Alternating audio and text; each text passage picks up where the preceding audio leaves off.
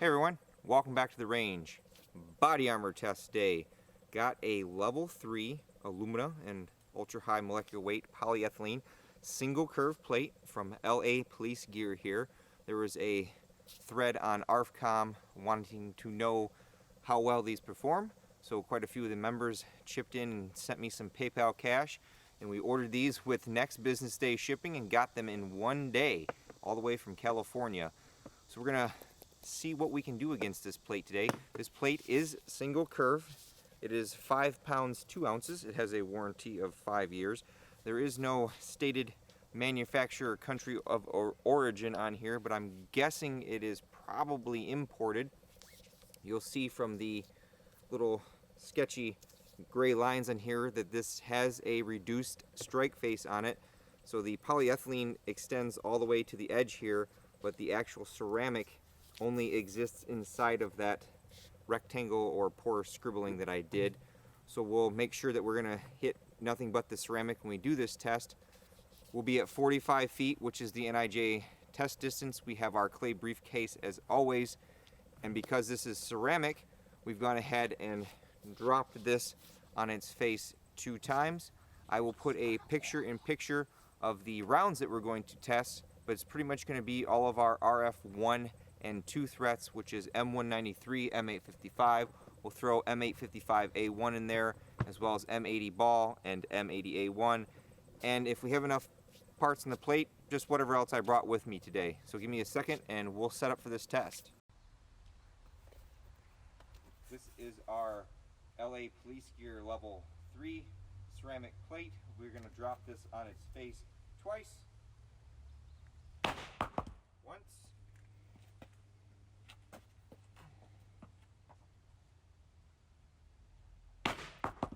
Twice.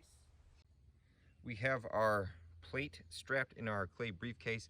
This is a giant 16.5 by 16.5 box filled with a non-hardening clay similar to Roma 1 Plastina that the NIJ uses, but it has a lower melting point. So I've tried to calibrate it before, but it doesn't come close at the temperature that I can keep it at the range. So it's going to give you a representation of what back face could be. The NIJ allows up to 44 millimeters, which is a little over 2 inches. So when we show this, if there's a huge dent in the clay, that's probably a good indication that even if it stopped it, it's going to fail on back face. We've labeled some of these plates with the date, so any of the detractors online don't think that I'm pulling punches or using different plates or something or other to try to discredit some of these tests, because for some reason people don't believe some of these results that I get. But I'm here to give you nothing but the truth. All right, you should be able to see everything in the main camera, myself, the gun, and the plate down there at 45 feet strapped to our briefcase. We're going to do our RF1 and 2 threats, which are essentially M193 and M855. We have a TC Compass, which has a 22-inch barrel, giving us maximum performance, giving me the best chance to defeat this armor. We're going to do 2 rounds of M193 first, 2 rounds of M855, an SS190 load from 5.7 in our 5.56 case, and then M80 or M855A1. If it penetrates out of this barrel, we'll go to the 16-inch barrel. From when we tested the RMA 1092 plate, that one couldn't stop the 16-inch barrel M855A1, but I'm almost certain this has a really thick strike face on it, so it shouldn't be a problem. I'm hot.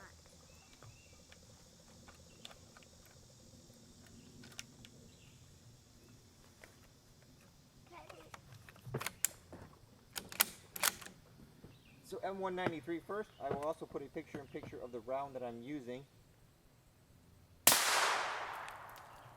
Velocity 3375. M193 again.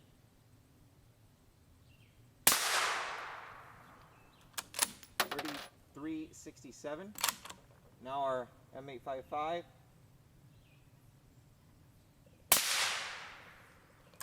.3093.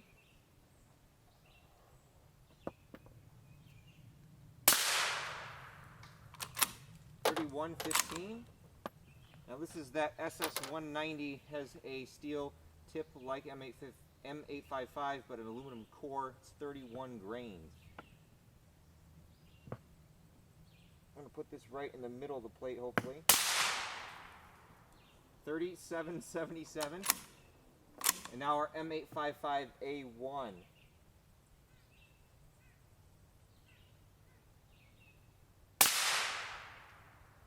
3093. All right, here are our 6 shots on this plate. I think I've well proven enough in the past that ceramic is multi-hit.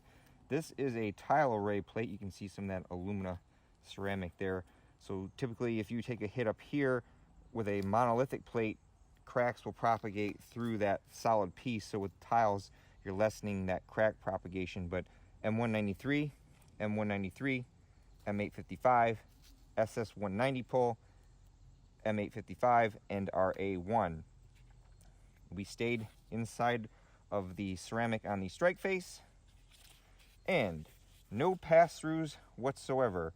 I had to dig this little guy out of there. That is a brass round from another test. That is not a penetration. So back face wise, very little back face on there. Little dimple in the clay from the A1. I think that's the greatest there. But so far, it's contained those shots. We'll step up to our 308 threats now. All right, now we have our 308 threats. These are our typical maximum back face deformation on body armor. We have some Poonsang or PMC M80 ball, and then we have our M80A1, which is the enhanced performance round. Has the steel tip, just like M855A1, but obviously 130 grains. We'll take the 2 shots with the PMC.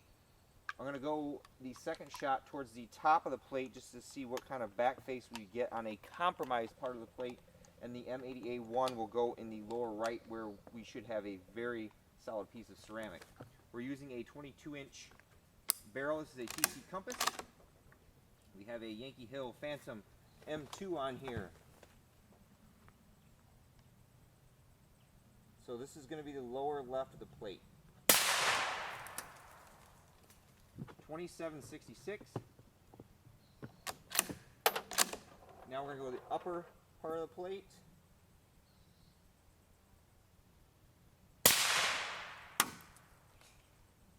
$27.66 again.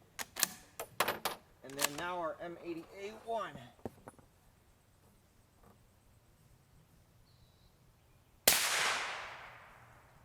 $29.76. Smoking hot. Now we're starting to really cause some damage to this plate. Our M80 first ball round was right down here. Our second was up here. I wanted this on a compromised part of the plate. Hopefully that didn't go through. And then down here was our M80A1 EPR. I've already lost 2 bungee straps today. If you're a Patreon supporter, you totally helped me purchase these from Menards at $1.75 a piece. Whoa, what?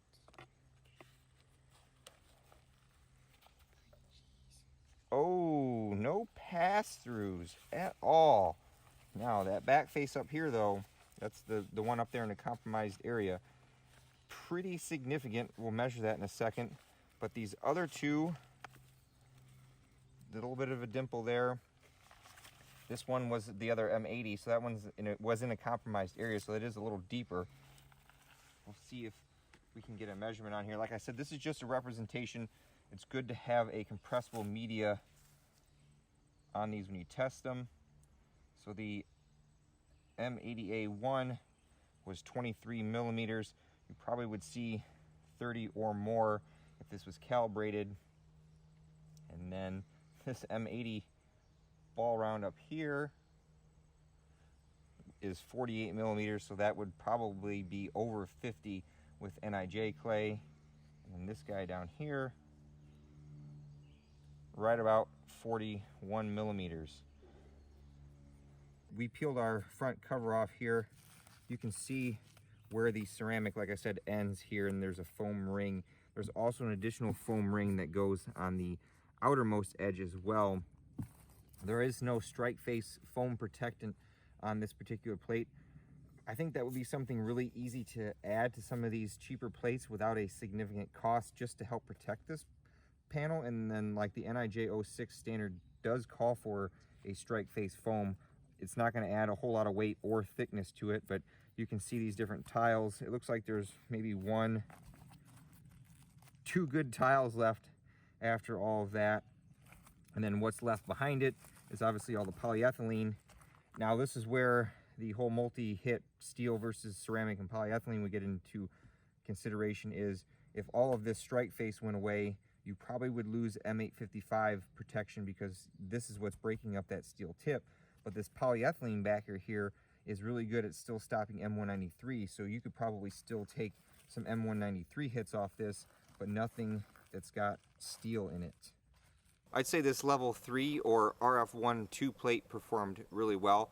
It is a little heavier than other level 3 plates at 5 pounds, but with the ceramic is as thick as it is, I'll annotate how thick it is. I saved a little tile to measure when I get home. This performed really well, especially against our EPR threats that other level 3 plus plates might not be able to handle, because they're going to be lighter and have a thinner strike face. The back face on some of the M80 rounds probably was a little excessive. Again, this is just a general representation of what it could do. I'm not a substitute for official NIJ testing where they have calibrated clay, but if you're looking to make a budget purchase, I'd say it'd be really hard to go wrong with these, especially if you get a coupon. I talked to the CEO of LA Police Gear, and they lot test every lot that they get into these. They shoot 5 to 6 plates to ensure conformity with what they claim they're going to stop. As always, I'd like to thank those who helped make these videos possible. In this case, the members on R.A.N.G.E who helped donate funds to make this purchase. LA Police Gear for the amazingly fast shipping, going from California to Michigan in one day for $36 shipping is hard to beat. My Patreon supporters, and you all for watching. I'll have the level 4 test in another video, since these tend to get long. And until next time, catch you at the range.